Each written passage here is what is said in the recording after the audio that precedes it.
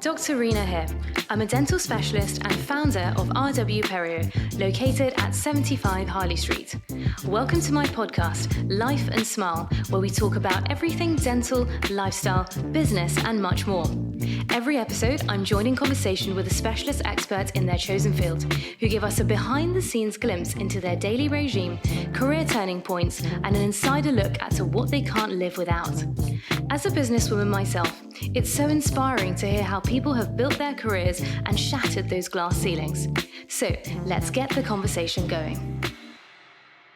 Dr. Reena, back here on Harley Street, and welcome to Life and Smile Season 4. Today I'm joined sitting right here across from me in our recording studio with a figure renowned for making her name in retail as the creative director of her eponymous luxury concept store, which blends fashion, lifestyle, and elements of a gallery. And that's just the start. Needing no introduction, it is, of course, Alex Eagle herself. Alex, welcome to Life and Smile and for taking the time out of your extremely busy schedule. I can't wait to learn how you make it work so effortlessly and finding out a little bit more. So welcome to the show. Thank you so much for having me. So with a background in fashion media and PR, talk us through those kind of early days of starting out and sort of then how your career progressed from there. I always knew I wanted to work in fashion and design since I was a little girl. I wanted to work at Vogue, be a fashion designer, be a photographer. It was all things around the realm of actually what I do now. So it was, with that always in my mind, I was kind of always making scrapbooks and ripping out pictures from magazines and, making my own magazines and selling them to my classmates. Nice. And drawing my friends' wedding dresses when we were teenagers. Wow. So I always kind of knew what I wanted to do. I went on to then study history of art, and then I got an internship in fashion. I first assisted a stylist, and then I got a job at Sunday Times Style, and then stayed in magazines. I got a job at Sunday Times Style, then Tank Magazine, then Harper's Bazaar, before moving to Joseph and working in fashion and retail. So yeah, it kind of started because I always wanted to do it. So I felt quite lucky for that because everything was geared up to getting towards that goal. All the things I studied and learned and collected and spent my pocket money on were all towards this career in fashion, really. And was it something like it was inbuilt that you just loved that? Or was it something that inspired you to look into it further? It was really all I can remember. Right. I loved clothes. There was a shop on Chiswick High Road where I grew up called Fairdeal Fabrics, and I'd spend all my money, my pocket money in Fairdeal Fabrics, and then persuade someone to help me make whatever the design I had in my mind. And similarly, whenever I got pocket money when I was older, I'd put it all together and buy like a jumper from Joseph, which was like big, thing in the 90s. So I feel like and then my dad bought me a camera, and I think, it was just always in me. I always wanted to do it, which I feel grateful for because all the things I learned were geared up towards getting this job. No, it makes sense. And the kind of steps you took in terms of you were at Tank, Harper's Bazaar, Joseph, how did you know how to take the next step or what to do next? I think, it was an amazing experience everywhere I worked, but it was tough. The fashion industry is tough. I lived at home, which I was really lucky to be a Londoner, so I could live at home, and I waitressed, babysat, worked in shops on the weekends after work and stuff like that. So I interned for a while, which was a kind of great way to start. And then I made ends meet and got extra money from doing extra things on the side. And I worked for some amazing people. And, you get in at 7 a.m. and you'd leave at 8 p.m., 9 p.m. And I spent most of my early years on the floor of the fashion closet, folding up clothes, steaming them, ironing them, sending them back to PRs. And I worked for just an amazing bunch of women who were very driven. And so I think their work ethic baked into mine. And there was this expectation for you to get in early, leave late, work really hard, work on the weekends, want to get yourself to Paris to go and see all the shows and do the appointments. And back then you'd have a camera with loads of chargers and extra memory cards, and you just and you'd have to wear heels. I remember walking for miles around Paris with all these cameras and the heels, and I think it was just the work ethic kind of got baked into me by working for these amazing people and just wanting to see it all, having that kind of FOMO and desire to go to the shows, the appointments, be involved in everything, go to any party I was invited, just saying yes to everything. Yes. I think those are my early years. And do you think, like, for someone starting out in and wanting to do a similar thing, do you think that level of graft, that kind of saying yes to everything, is still important? Yeah, I mean, I think there's just amazing opportunities now because we've got all these platforms to broadcast, to tell your story, to do your own magazine, so to speak. You know, we didn't have that tech anymore, and this ability to broadcast oneself and one's ideas and one's design. So I think we live in a great time to be able to tell a story. It's just important to find your voice that's unique to yourself in this echo chamber we live in, where a lot of things are quite cookie cutter. Yes. If you can find your own voice, your own style, and your own unique kind of vision, I think there's a lot of opportunity for you to be able to kind of self-broadcast and tell your story. And I think that's an exciting time, actually. On that point, do you feel sometimes if you have such a unique voice, it can be quite daunting to go against the grain? Definitely, 100%. But I think how nice if you do have a different idea, where we're all seeing the same shows, we're all seeing the same art exhibitions, we're all following similar people on Instagram. So it is difficult sometimes to think outside this kind of world we live, where we're fed the same information. So it is really important to go in search of books and references and exhibitions, or you know, maybe more permanent collections like the V&A or the National Gallery or the British Museum or museums further afield, and look at the permanent collection. So not just the things that are on trend at the moment, to go and search for things that might spark some joy, interest, and inspiration in you that aren't everywhere, aren't overexposed, I think. Such a good point. The fashion industry is obviously, as you mentioned, it's constantly kind of evolving. Do you have any personal favorite items to be involved in terms of when it comes to sourcing or designing? I'm always looking at wardrobe staples, classic items, and elevating them. So the things that I'm always looking at is going back in through the decades at what are kind of classic things that are timeless, that kind of stand the test of time. I look a lot at menswear, and I look a lot at kind of menswear from, you know, the 19th century as well, you know, details on menswear, inside pockets, the way that things are done up, the way that things are buttoned and closed and stuff like that.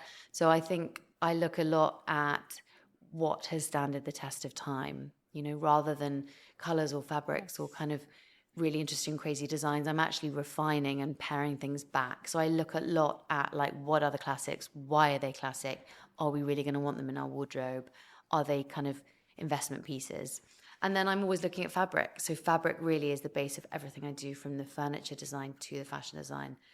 Fundamentally, what sets it apart is the way it's made and the fabric. So we make all of our furniture in the UK, and I make most of my clothes that I sell in my shop downstairs on the low ground in Soho. We make a lot of the tailoring there and suiting, and then the cashmere is made in London. Anything else is made in London. So it's a really British made. The designs are British made, London made, and the fabric is predominantly British as well. Yeah, no, amazing. In terms of, we mentioned earlier about sort of the landscape changing, and also social media is a big thing now as well, which was different from, I guess, when you first ever started your career. Do you think that's had an impact on the developments of your career so far, in terms of that instant access and everyone want to be on social media channels? I think it's amazing. It's amazing now how you can see things so quickly. You know, it's Fashion Week at the moment, and normally you'd be having to go to all the shows. You'd be kind of either lucky enough to have a seat and get a view, or be at the back standing when you're super young and just desperate to kind of catch glimpses of what's happening and writing notes. And beginning my career, you really would write notes. You know, you'd maybe have your digital camera, but you would write notes of the trends that you could see. And now with social media, you can see the shows live streamed, you know, on websites. Brands can now live stream them through their websites. Then you can follow people who are there in real time, showing you what's happening. And so I think that's really changed our access. We're not waiting for things to be published in magazines or newspapers. We're not even waiting for things to be on blogs. It's live. And I think the brands want everyone to see them. It's much less about the insiders and a few of the kind of industry people telling us what the trends are or what they're seeing on in the shows, on the catwalks. Everyone has access, and I think that is really exciting for everyone. You know, that everyone has access to what was before quite hard to kind of for sure get to see, wasn't it? Yeah, you know, yeah. So it's great. I mean, I think social media's been great for fashion, really. Yeah, What do you think? No, I agree. I think it's almost like giving yourself a microphone and allowing yourself to amplify the message as well. Yeah. So you get that access to what's going on, but also, as you said, curating your own message. It's just allowing you to amplify that and let everyone hear all about it. Yeah. Obviously, if there's the negatives of it, if you're not saying something so great, everyone hears about it. But I think you can use social media for your advantage. Yeah, and I think that's down to us and who we follow, and that maybe have sources as well that are, it's up to us how we curate our newsfeed. You know, I think sometimes the unreliable sources or the kind of, I don't know, you don't have to follow those people. That's up to you, isn't it? Exactly. So it's our own curation of who we decide to follow and whose opinion we like to hear. And I feel like a lot of people are spending time thinking about that now, whereas in the past when, Instagram first arrived, you just follow everyone. And now it's actually, who do I want to listen to? Who am I going to give my headspace to, essentially? So as you said, picking and I know some of my friends will spend a day like unfollowing people because they decide actually that's not the kind of thing I want to listen to. The messaging, sometimes you really want, you don't need to hear kind of someone's opinion or negative. Or, their aesthetics change from whatever it is. Yeah, exactly. It's important to curate what you're interested in looking at. What would you say has been your proudest moment to date from everything, all the amazing things you've accomplished? This podcast, obviously. I'm really proud of the collection. I think, I've grown it really slowly because I really take a lot of time on each piece to try and make it what I think is a key piece to someone's wardrobe, because I don't believe you need to buy into trends. You don't need to buy things every season. You don't need to buy new stuff all the time.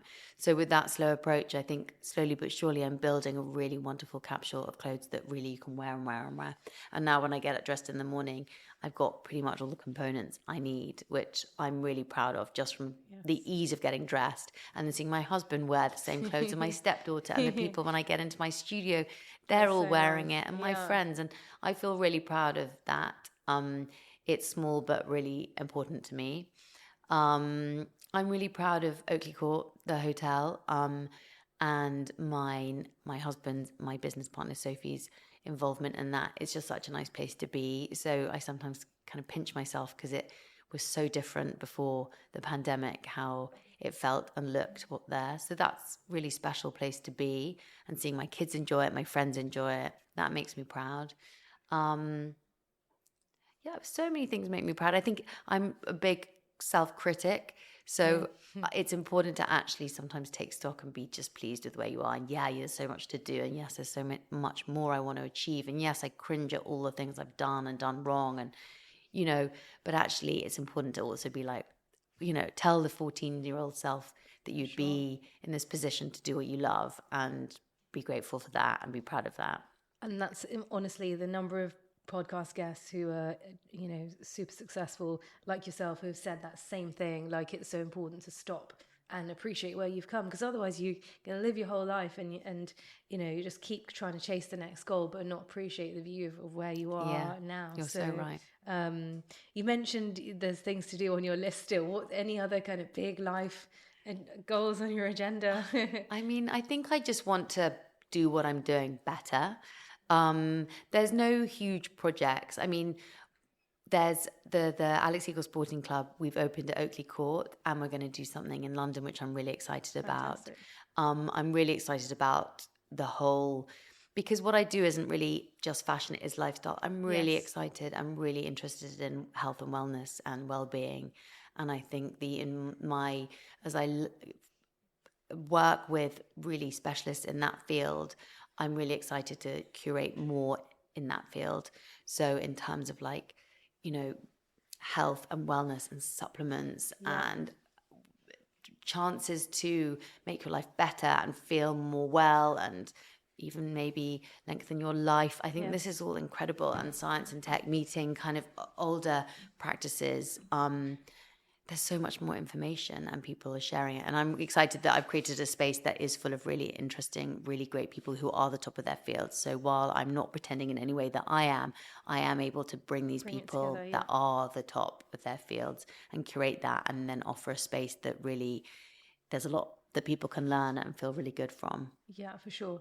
And you can't forget dental in that, because No, gum health absolutely is such an important part of that wellness conversation, especially with the links with, you know, gum health and general health, and just how it makes people feel. We have some people with severe gum disease, we treat them and they're just like completely different people. And I think that's, as you said, that's what it's about, making people feel better, has the biggest impact on, and then that has a knock-on effect. You must feel great. You make people feel better and literally smile better all day long. It makes a big difference. So, no, I really, really enjoy it.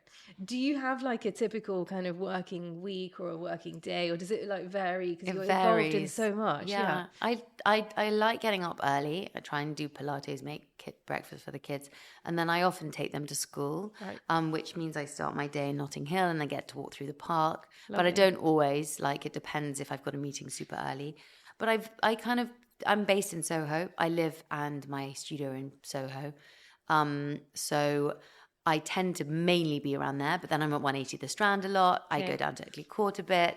I do meetings all around London. So each day is pretty different, which is great. I just wish there were a few more days in the week. Yeah, tell me about it. No, I mean, I guess the variety is nice though. Really nice. It mixes things up. Yeah. It just makes the time whiz past. For sure. Yeah, for sure. Is there we always ask our guests this question, which is really interesting. 3 things that you basically can't live without, or in your survival kit, whether that's at your desk or in your handbag, or what would those 3 things be? Oh, really good question. I would say probiotics, a really good lip balm. I love the Hermes one. And I mean, there's so many things. I love my Charvet slippers. They bring me a lot of joy. I make this shirt that I'm wearing now, which I live in variations of it every day. Yeah. I wear that to sleep in. I wear that like open on top of a vest. I wear that tucked into jeans. Nice. That's probably like something I really, I mean, I could live without all these things, but I'd rather not live without. They make your life so much better. And chocolate, probably not what you should say to you. Well, I can't disagree with you there. So, and then also, just you mentioned your busy lifestyle. Every day is different. You're juggling kids, family, etc. How do you then kind of sort of switch off? Like, do you have a switch off, or is it like I say, it's a lifestyle kind of approach as well to work? How do you sort of? I switch off. I mean, I do like swimming and I do like yoga, Pilates, fencing. I like these things where you can't have your phone in your hand and you have an opponent, so you have to live in that moment for that moment. I think sports is a really good way of switching off. I do think we can sometimes be too plugged in. I certainly can be too plugged into the technology that helps me get my job done from not having to be tied to a desk. But at the same time, it's important to find a way to force yourself not to have to be connected. So I'm really making conscious effort to be with the kids and do their homework with them and read with them and be with them, trying not to be on my phone. Yes. And then these sports really help because you can kind of meditate while you swim. Yes. Similarly with yoga and then Pilates, fencing, ballet classes, all these things, you kind of have to concentrate. You have to be in that moment. So that's kind of meditative and kind of...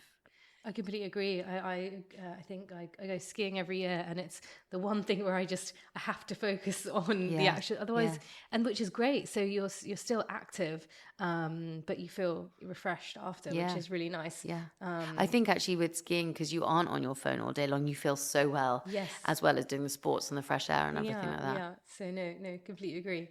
And when you're off duty, like, are you always around in London? Are there any favourite spots you like to relax? You mentioned walking through the park, which sounds amazing. Yeah. Any other, like, favourite spots around town? I've got a little cottage in Oxfordshire. It's kind of really nice nature around there. You can kind of go dunking in the river and lots of walking.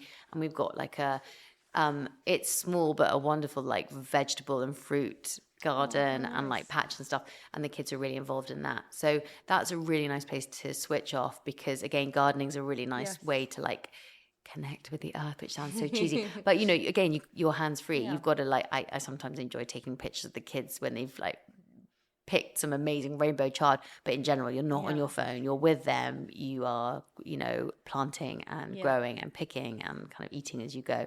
So that's really nice. So the countryside, because I live in Soho, it's really nice to get out of London. For sure. Such an inspirational conversation. So much to learn from your journey so far. Final question. What keeps you inspired? And you mentioned from the beginning, you've always been, it's been your thing to do this and, you're made for it.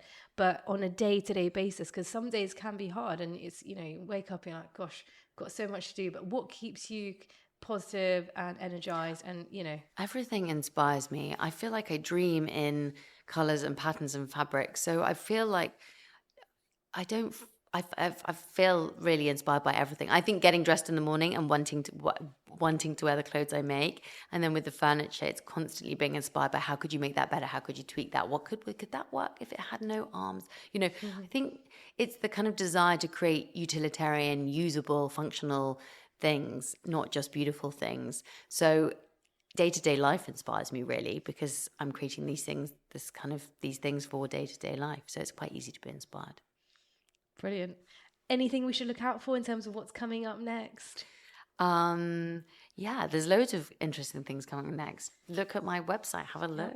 Follow me on Instagram. And your website for everyone is www.alexeagle.com. Perfect. Well, thank you so much. I know you are a super busy woman, so thanks for taking the time out. And I'm sure we'll see you again soon on Holly Street. Yeah, I'd love that. Thank you.